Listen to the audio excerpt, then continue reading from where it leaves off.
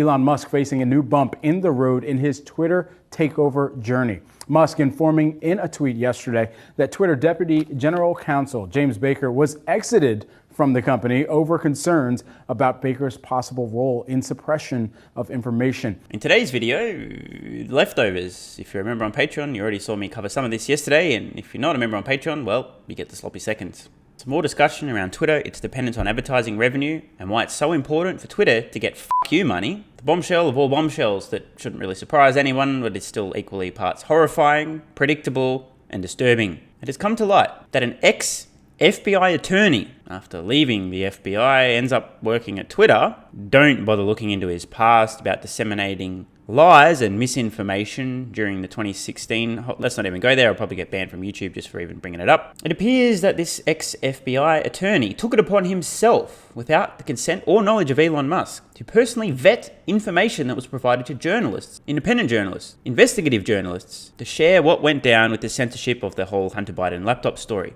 That's right. Ex-FBI attorney working at Twitter decides to censor information that is being provided to the press about the censorship of information that wasn't provided to the public in the days before the presidential election. You cannot make this shit up. What even is this? I covered this in juicy detail yesterday on Patreon, one of the many perks of being a member. The stuff that really matters, you'll hear about it first or only on Patreon. If you're not a member, you know what to do by now. You can join with the card in the corner or the link at the pinned comment. And yes, I did post another exclusive video today. Another juicy one. So let's see what the mainstream finance media has to say. Elon Musk facing a new bump in the road in his Twitter takeover journey. Musk informing in a tweet yesterday that Twitter Deputy General Counsel James Baker was exited from the company over concerns about Baker's possible role in suppression of information. And here with all the details on this is Yahoo Finance's Alexis Keenan. Alexis, what do we know so far? Hi, Brad. So Jim Baker was one of the company's top lawyers for Twitter. He joined in 2020. He was also a former general counsel for the FBI, and he was let go after some of his internal communications from Twitter were turned over to two Substack journalists that Musk has really commissioned, if you will, to review some of the company's internal documents from prior to his takeover.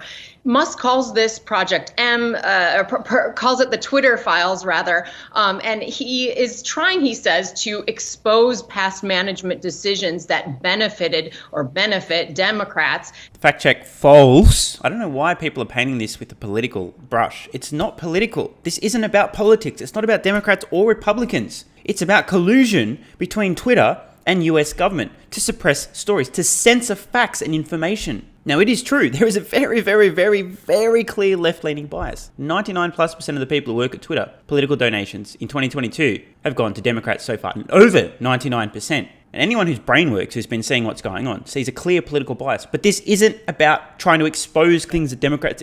It's got nothing to do with that. The very first Twitter files already explicitly pointed out that Twitter was bending over and taking instruction from both Democrats and Republicans. People are making this about politics. It's not. It's about censorship. Elon is trying to share with the public what happened around censorship. The reason he bought Twitter. It wasn't about Republicans or Democrats. It's about free speech. He's trying to expose the suppression of free speech that prior Twitter management engaged in. I just want to clarify this because it's super important. A lot of people seem to have this idea in their head. This is politically motivated. It's got nothing to do with that. He's just trying to show people the facts about the facts that were suppressed and censored. It just so happens that, I don't know, about 99% of all of the suppression and accidental shadow bannings and mistakes and things that weren't allowed to be shared because of misinformation that later turned out to be true, it just so happens that almost all of this censorship did benefit Democrats. But that's not the point. Again, it ain't political. This is just about free speech and censorship. And to rebuild trust on Twitter's platform. Now, he didn't elaborate, Musk did not elaborate in that tweet that you showed,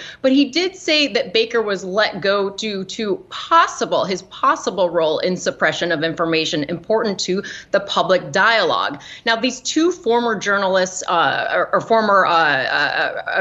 I shouldn't call them former journalists. One is a former Rolling Stone reporter. His name is Matt Taibbi, and the other is former New York Times op-ed editor Barry Weiss. Now, when they released the first batch of these internal communications, that was on Friday, and that included some communications from 2020 between Twitter's employees, some of them being Baker. And there were discussions in those internal communications about Twitter's decision to block that controversial New York Post story that ran on Hunter Biden's laptop in the run-up to the presidential election.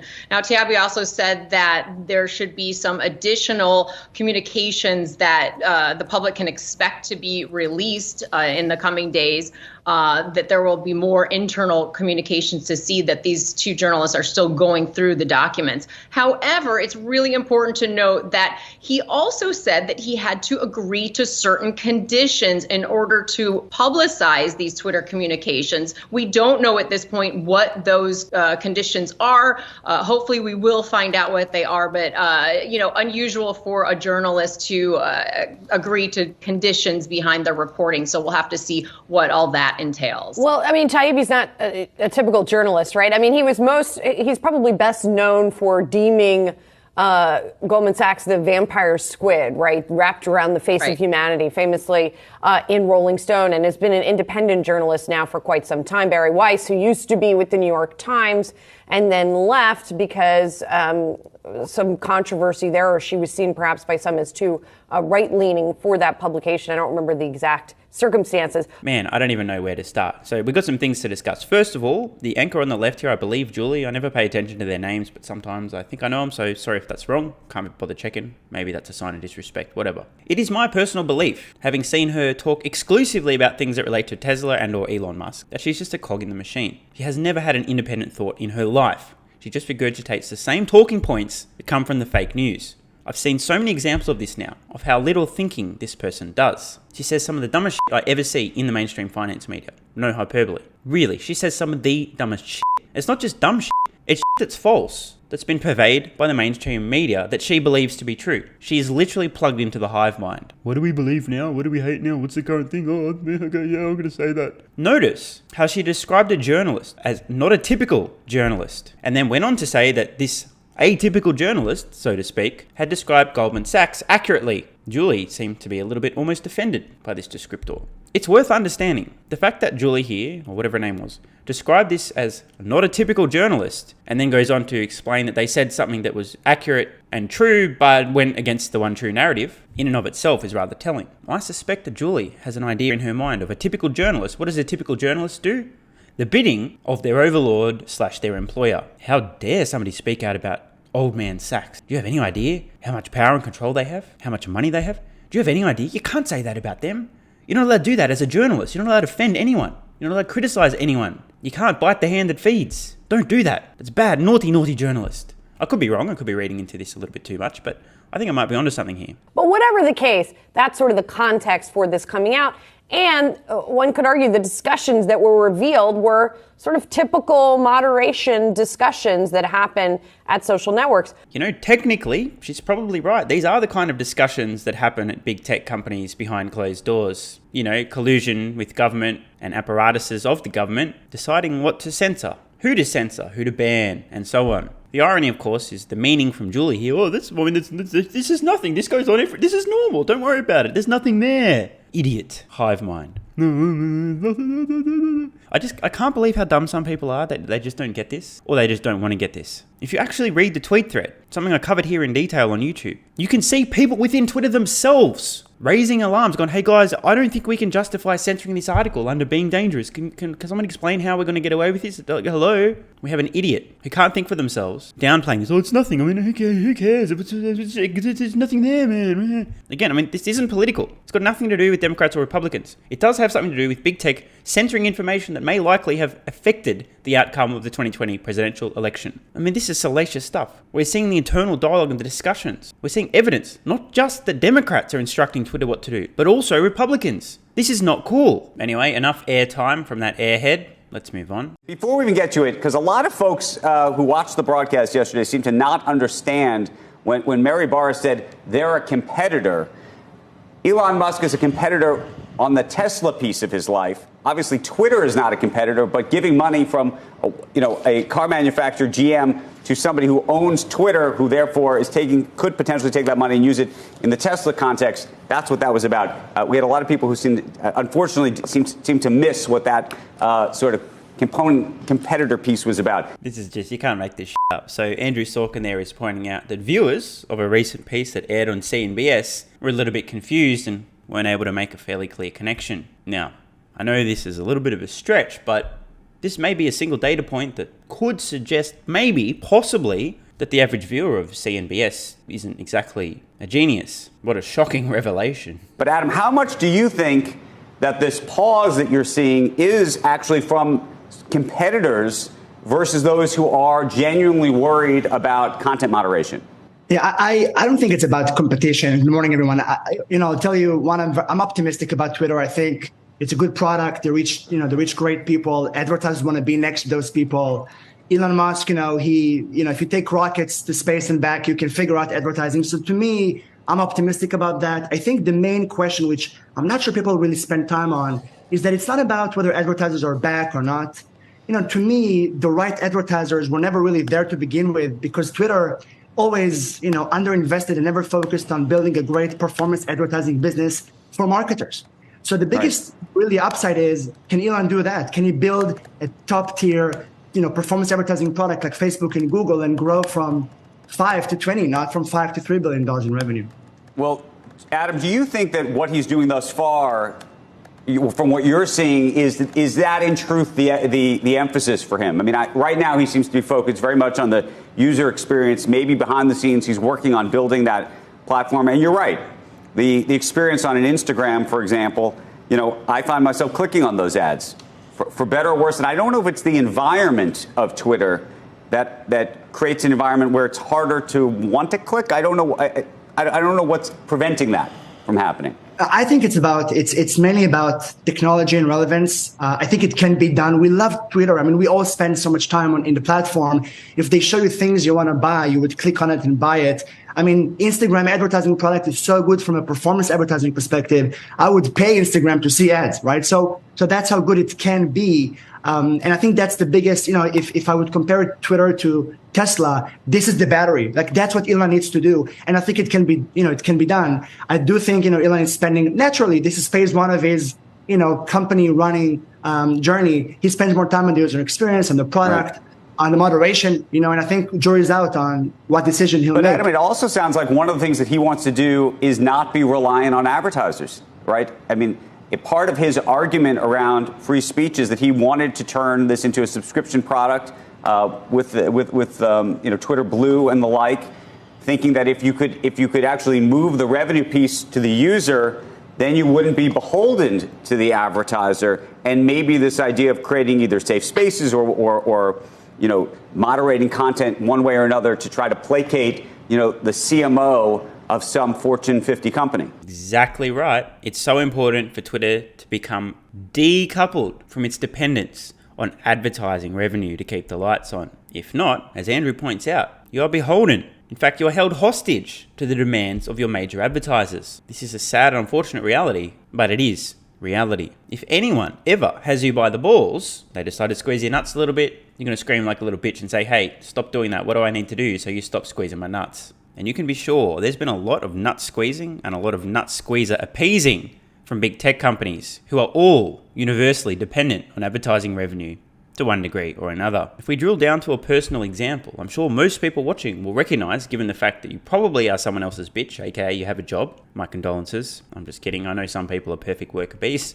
I'm not one of them, but if you're happy doing that, then good for you. And you know damn well, were you to share a certain opinion, whether in the workplace or even on social media, you may risk getting your ass fired from your job. Your employer has you by the balls. If you value freedom, this is a problem. If you value integrity, this also is a problem. Elon's transformation of Twitter involves him urgently getting Twitter to the point where it has f*** you money, rather than being the individual employee whose boss is a one day pushes it a little bit too far and go, oh, well, guess what? F*** you, I'm out of here. I don't need this job, bitch. See you later. That's f*** you money. On an individual level, Elon's attempting to get Twitter to a point where it has f*** you money. So an advertiser says, hey, get rid of this thing. We're a pharmaceutical company. We spend lots of money advertising here. We don't want people to know about this thing that doesn't cost any money that'll help them. Get rid of it. Otherwise, no ads for you. And Elon says, f*** you. Bye.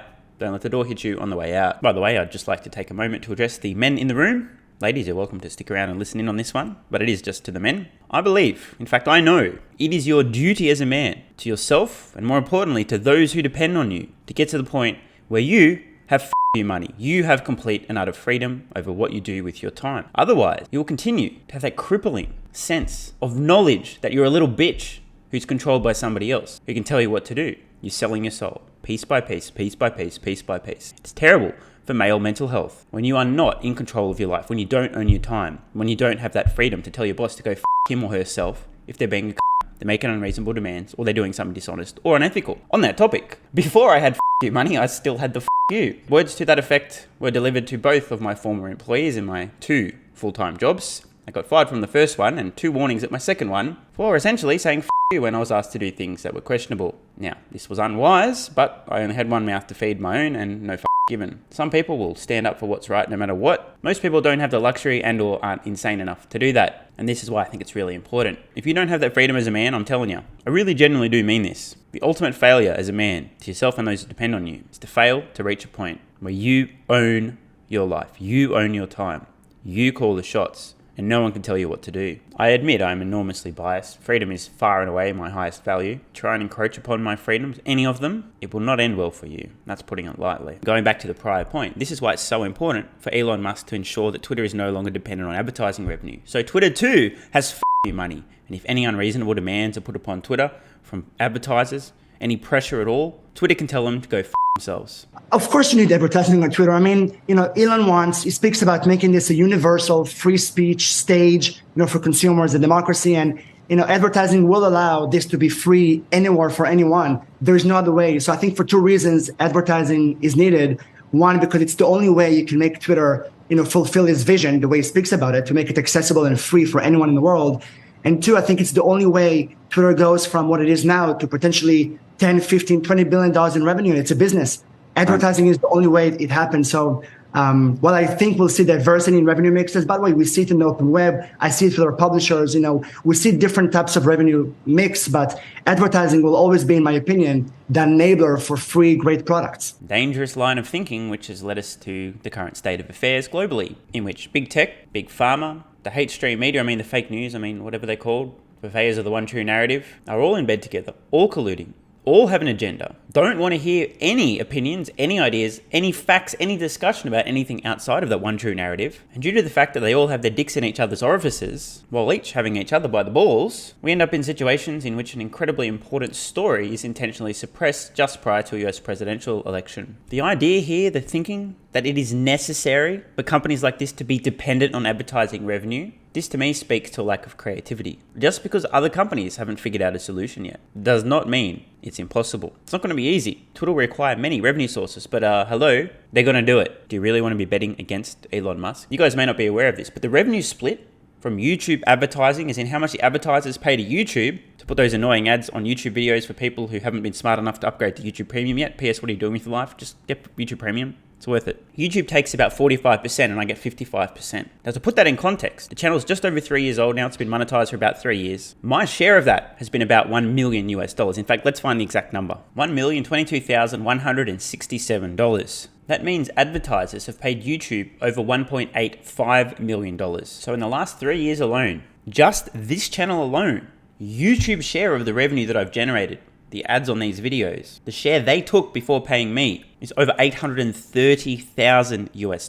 That's a decent chunk of change. How many employees at Google and YouTube is this paying for? At least a few. Now multiply that out by X number of YouTubers on the entire platform and you'll start to understand just the YouTube business alone, how much advertising revenue is coming in for the parent company of Google, Alphabet, just from YouTube, never mind the search advertising and so on. Now just imagine that some dickhead on YouTube is making videos, sharing legitimate information, scientific studies, and asking questions of the mainstream narrative. In particular, let's just pick a random category. How about pharmaceutical companies? Let's just imagine these pharmaceutical companies on YouTube alone spend many tens, if not hundreds of millions of dollars a year trying to sell their pharmaceutical products. And let's just imagine these companies start leaning heavily on YouTube and go, hey YouTube, we notice some people are talking about this thing that we don't want them to talk about because it's going to eat into our quarterly profits. Can you please shut them the fuck up by randomly changing your policies out of absolutely nowhere that don't make sense? and banning accounts that have this thing to say about this thing that people should probably know about, but we don't want them to know about it because it'll affect our quarterly profits. And YouTube says, stop squeezing my balls so hard, okay, I'll do whatever you want, thank you. This is a problem. This is the current state of affairs. It's not good, it's not healthy. This is why it's so incredibly important for Twitter to start adding new features, enormous amounts of value, some premium features, whether it's pay-per-view content, not advertiser revenue content, pay-per-view content, or subscribe for monthly access to exclusive content, similar to Patreon. Whether it's adding a payment service, disrupting the whole banking sector, taking a tiny cut along the way, messaging and so on. There's many avenues, many new revenue sources that can be turned on. It's going to take a lot of effort and time cumulatively to replace advertising revenue, but it must happen, and Elon knows this. This is priority number 2 at Twitter after removing child exploitation material, to ensure that Twitter, ASAP, is no longer dependent on advertising revenue for its very survival. At this point, it is. That's a problem. You may notice a lot of YouTubers who tiptoe around a lot of hot topics, many of them doing so because they currently are held by the balls. They don't have fuck you money. They can't really say what they're thinking because they're scared of offending portions of their audience or getting kicked off the platform. It's usually just easier to keep your mouth shut. But if you have fuck you money, sometimes easy isn't really what matters. What matters is what matters. See what I did there? So, as the cogs in the mainstream media, aka the fake news, continue to downplay the bombshell of all bombshells, the expose, the information being shared about collusion between Twitter and the government to censor an extremely important piece of information that may very well have influenced, if not changed, the outcome of the most recent presidential election in the United States, it's a nothing burger. And the so-called experts explain that it's not possible for Elon Musk to have Twitter become independent of advertising revenue. This guy, who believes himself not to be a cog in the machine, begs to differ. I think it's safe to say there is light at the end of the tunnel. It's going to be a bumpy ride until we get there. And ladies and gentlemen, I'm here to tell you, Twitter will become the world's most trusted source of news, information, dumb jokes, memes, payments, messaging, and plenty more. Despite the reports in the hate stream media that Twitter would collapse after laying off about 75% of its workforce, Twitter still continues to operate. In fact, we've seen massive improvements already. Isn't that interesting? By the way, if you're a fan of Patrick Bet David or epic rants, facts being spat about the mainstream media, Twitter, censorship, and so on, you definitely don't want to miss out on today's exclusive Patreon video featuring Patrick Bet David on one of the all-time epic rants about Elon Musk, Twitter, free speech, censorship, and plenty more. You can join with the card in the corner or the link at the pinned comment. I'll see you over there. Love ya.